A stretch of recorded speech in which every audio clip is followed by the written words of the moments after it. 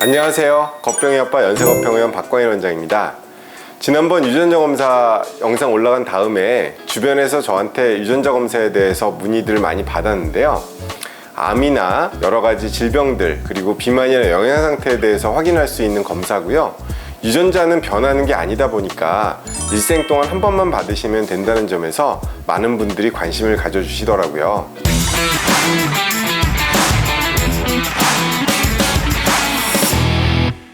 원장님, 건강검진이랑 유전자 검사 무엇이 다른가요?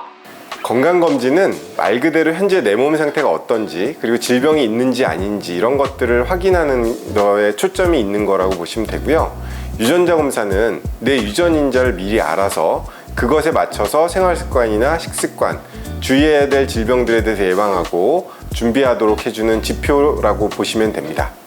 가끔씩 가족력으로 유방암이 있다든지 이렇게 해서 유방암 검사를 하시는 분들도 계신데 유전자 검사 결과상에서 유방암 발병률은 낮고 생각지도 못했던 방광암이나 신장암 등의 위험이 높게 나오는 분들도 계신데요. 이런 것처럼 유전자 검사는 내가 생각지도 못했던 어떤 질병이나 건강 상태에 관련 있는 유전자들을 확인하는 검사라는 장점이 있습니다.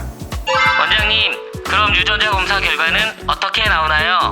혈액 검사 5분만으로 10일에서 14일 정도 이내에 결과가 나오게 되는데요. 도대체 어떻게 결과가 나오는지 궁금해 하시는 분들이 많으셔서 제가 직접 유전자 검사 결과지를 보여드리면서 설명해 드리도록 하겠습니다.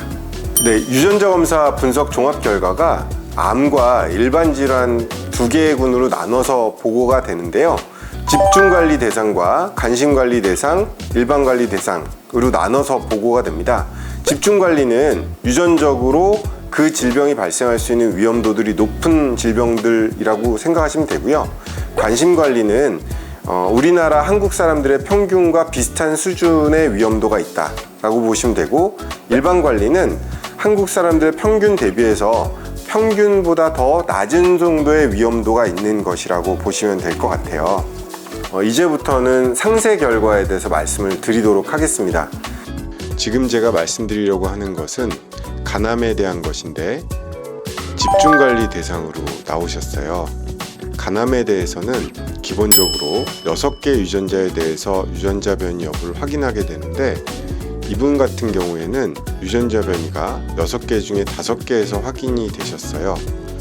그렇게 되다 보니까 간암에 대한 유전적 위험 수치가 한국인 평균에 비해서 1.38배 높은 수준이어서 이런 경우에는 간암 발생 확률이 38% 높게 있다는 것을 의미합니다.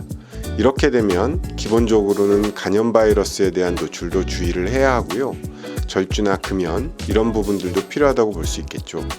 그리고 위험도가 높기 때문에 평균적인 분들에 비해서 간에 대해서 초음파 검사를 좀 더 잦은 빈도로 한다든지, 이렇게 해서 혹시라도 발병 시에 조기 진단을 할 수 있도록 평상시에 관리를 하시는 것이 중요하겠습니다. 대장암에 대해서는 7개 유전자 중에서 3개의 유전자에서 변이가 발견이 되셨어요. 이렇게 되면 한국 사람들 평균 수준의 위험도가 있다는 의미입니다. 즉, 중간값에 해당되기 때문에 평균적인 수준의 위험도 관리가 필요하다고 보시면 되겠습니다. 그렇지만 체중 관리나 저지방 식이, 식이섬유 섭취, 프로바이오틱스 복용, 규칙적인 유산소 운동 등을 하시면 대장암 예방에 도움이 되십니다. 다음은 폐암인데요. 폐암은 10개의 유전자 중에서 2개의 유전자에서 변이가 발견되셨어요. 이런 경우는 한국인 평균 대비했을 때 0.71배 정도, 즉 29% 정도 폐암 발생 확률이 유전적으로 낮다는 의미이고요. 이런 경우는 상대적으로 폐암에 대해서 안전하다고 보시면 되겠습니다. 일반적으로 질병에 대해서 유전적인 기여도가 대략 한 30% 정도라고 보고요. 일상생활 습관이라든지 후천적인 부분들이 대략 70% 정도로 봅니다.